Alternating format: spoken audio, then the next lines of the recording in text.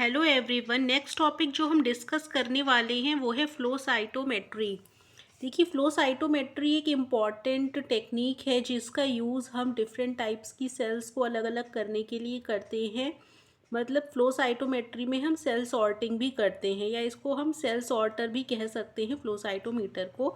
तो flow cytometry क्यों होती है, क्यों इसका ये नाम पड़ा और इसमें हम क्या चीज़ का डिटेक्शन या आइडेंटिफिकेशन करते हैं, क्या ये हेल्प करता है हमारी स्टडीज़ में, ये हम इसको डिस्कस करेंगे। ठीक है, एक एक करके हम सारे पॉइंट्स क्लियर करेंगे। देखिए, फ्लो साइटोमेट्री जैसे कि नाम से ही पता चल रहा है, साइटोमेट्री मतलब सेल को मेजर करने वाला, सेल के नंबर को मेज़र करने वाला, सेल के कितनी मतलब साइज़ या शेप को मेज़र करने वाला। और ये जो सेल को मेज़र कर रहा है तो सेल क्या कर रही हैं, फ्लो कर रही हैं। जब सेल फ्लो कर रही हैं किसी लिक्विड के थ्रू वो पास हो रही हैं तब उनको मेज़र कर रहा है कौन, एक इंस्ट्रूमेंट है जिसका नाम है फ्लो साइटोमीटर।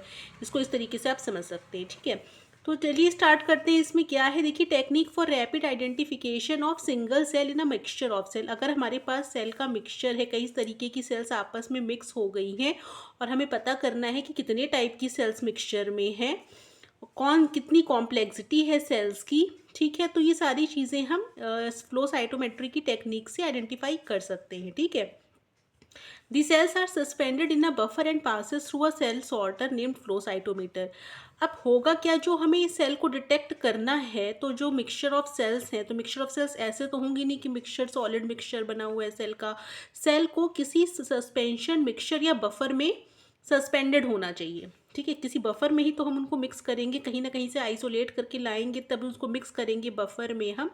ठीक है, तो बफर में सेल को मिक्स करने के बाद उसको हम जिस इंस्ट्रूमेंट से पास कराएंगे सेल को के नंबर को काउंट करने के लिए और कितनी टाइप की सेल्स है ये भी पता लगाने के लिए, तो उस इंस्ट्रूमेंट का नाम है फ्लो साइटोमीटर। ठीक है, इसमें क्या होगा, each and every cells can be detected by flow cytometer. मतलब हम सेल का नंबर भी बता देंगे और टाइप भी बता देंगे कि किस टाइप की सेल्स प्रेजेंट हैं।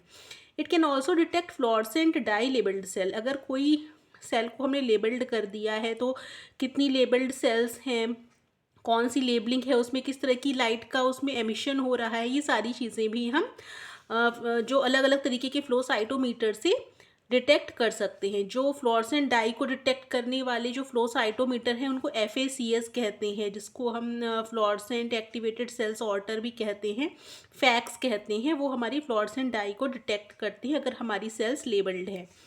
ठीक है, अब देखिए, जो ये फ्लो साइटोमेट्री है उसका एडवांटेज क्या है कि इसका यूज़ हम कहाँ कहाँ कर सकते हैं। नंबर ऑफ सेल्स को काउंट करने में, जो कि हमने बताया, जो भी हमारे पास मिक्सचर ऑफ सेल्स है उसमें कितनी सेल्स ऐसी हैं जो लाइव हैं, मतलब वायबल कंडीशन में है।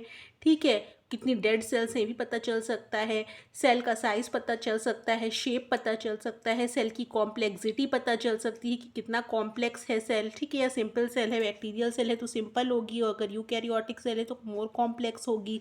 ठीक है, तो ये सारी चीज़ें हम इससे पता कर सकते हैं। इसके अलावा क्या कर सकते हैं, सेल सरफेस प्रोटीन को अभी पता लगा सकते हैं, रिसेप्टर्स का पता लगा सकते हैं।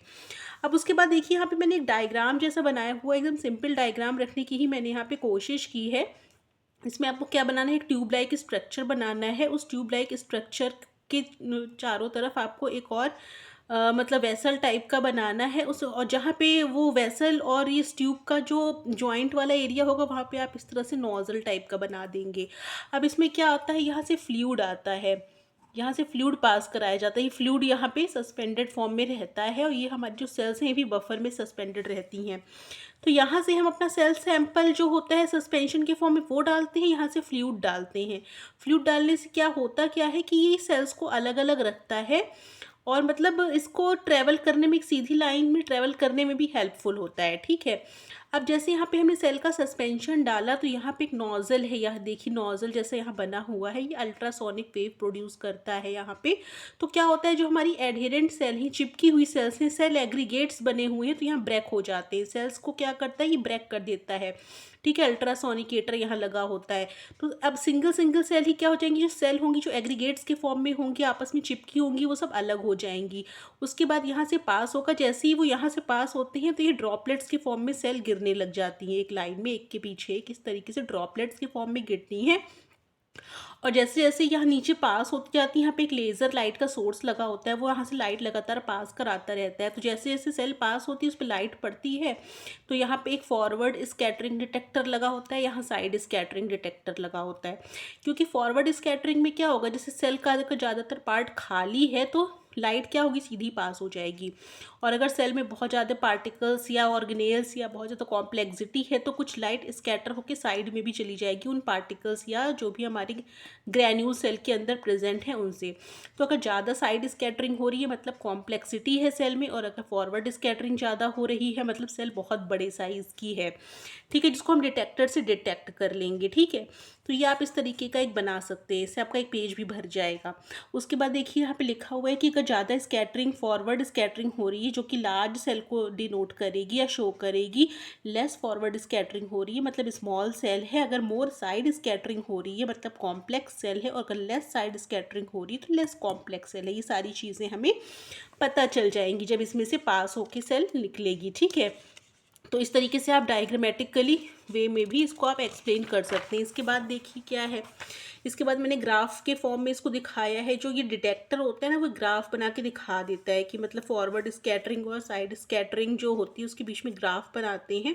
तो कॉम्प्लेक्स सेल कहाँ आएगी, सिंपल सेल कहाँ पे आएगी, लार्ज सेल कहाँ पे आएगी, स्मॉल सेल कहाँ पे आएगी। तो अगर हम इसमें 4 कोऑर्डिनेट्स बनाते हैं तो इस तरीके से हम उसको डिवाइड कर सकते हैं। ठीक है, जिसमें ज़्यादा स्कैटरिंग फॉरवर्ड वाली होगी वो हमारी लार्ज सेल होगी, और इसमें साइड स्कैटरिंग कम होगी वो सिंपल होगी। तो इधर वाली सिंपल है, ऊपर वाली कॉम्प्लेक्स है क्योंकि साइड स्कैटरिंग ज़्यादा है। तो इस तरीके से आप बना के बता सकते हैं। ठीक है, अब अगर कोई पूछे कि प्रिंसिपल क्या है इसका, मतलब जो फ्लो साइटोमीटर है वो किस प्रिंसिपल पे वर्क करता है, तो जो flow cytometer works on the principle of light scattering, मतलब कितना लाइट स्कैटर हो सकता है। स्कैटरिंग का मतलब है कितना लाइट डिफ्रैक्शन हो सकता है लाइट का, जो कि नॉर्मल सेल्स डिफ्रैक्शन शो करेंगी। ठीक है, अगर सेल का ज़्यादातर पार्ट खाली है, बहुत कम कॉम्प्लेक्स है, तो उसमें फॉरवर्ड स्कैटरिंग ज़्यादा होगी। तो लाइट स्कैटरिंग के बेसिस पे तो हम इसको सेल को अलग अलग करते ही हैं। इसके अलावा अगर हमारी फ्लोरेसेंट लेबल्ड सेल है या फ्लोरेसेंट डाई लेबल्ड सेल्स हैं तो उसमें एक्साइटेशन और एमिशन होता है। मतलब क्या होता है कि जैसे उस पर लाइट पड़ती है तो उसमें जैसे यूवी लाइट पड़ेगी तो विजिबल लाइट में चेंज हो जाएगी, या विजिबल लाइट एमिट करेगी तो वो हम डिटेक्ट कर लेंगे। तो पता चल जाएगा किस तरीके का एमिशन हो रहा है, रेड कलर का, ग्रीन कलर का, ब्लू कलर का। तो उसके बेसिस पे कौन सी लेबलिंग है ये भी पता चल जाएगा। ठीक है, और किस तरीके की सेल है ये भी पता चल जाएगा। तो ये सारे प्रिंसिपल में आप इसको लिख सकते हैं थोड़ा अपने लैंग्वेज में। ठीक है, अब कोई पूछे एप्लीकेशन क्या है, तो एप्लीकेशन कहाँ कहाँ ये यूज़ होते हैं। इम्यूनो प्रोफाइलिंग ऑफ सेल्स, मतलब अगर आपकी बी सेल, टी सेल या अलग अलग तरीके की जो लिम्फोसाइट्स हैं उनको कैसे अलग करेंगे, तो आप इम्यूनो प्रोफाइलिंग के लिए इसका यूज़ कर सकते हैं। अलग अलग सेल टाइप्स इसमें अलग अलग शो हो जाएंगी। ट्यूमर का डिटेक्शन करना है, मान लीजिए आपकी किसी ऑर्गन में ट्यूमर है तो उसकी जो नॉर्मल सेल होंगी उसके अलावा उसमें कुछ अलग तरीके की भी सेल्स बड़ी बड़ी होने लग जाएंगी जो ट्यूमर जिसमें बनने लग गया होगा, तो उसको भी डिटेक्ट कर सकते हैं। अगर एक ही टिश्यू में 2 तरीके की सेल्स आ रही हैं मतलब ट्यूमर को इंडिकेट कर सकता है वो। इसके अलावा पैथोजन इंडिकेशन, अगर हमारे सेल्स जो हमारे सैंपल या ब्लड सैंपल या जो हमारे सीरम सैंपल है उसमें ज़्यादा अगर तरीके की सेल्स दिख रही हैं जो नॉर्मल इंडिविजुअल से थोड़ा डिफरेंट है, मतलब पैथोजन की प्रेजेंस को वो इंडिकेट कर सकती हैं।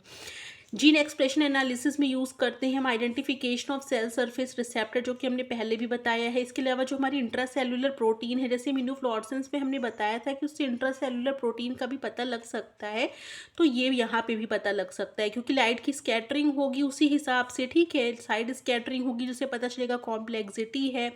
फिर अगर उसमें जो भी हमारा इंट्रासेलुलर ऑर्गेनेल है, मतलब जो भी हमारे सेल ऑर्गेनेल्स हैं उसके अंदर कोई प्रोटीन पाई जा रही है, उसका लोकेशन पता चल पाएगा ना कि वो हमारी एंडोप्लाज्मिक रेटिकुलम में पाई जा रही है, माइटोकॉन्ड्रिया में, गोल्जी बॉडी में, कहाँ पे वो प्रोटीन ज़्यादा एक्सप्रेस हो रही है, ये भी हम पता लगा सकते हैं फ्लो साइटोमीटर की हेल्प से। ठीक है, तो उसके कई सारे वेरिएंट्स मौजूद हैं जिसकी वजह से हम सेल्स की स्टडी करते हैं। तो ये एक इम्पॉर्टेंट टेक्निक है जो कि एग्ज़ाम में आ सकती है।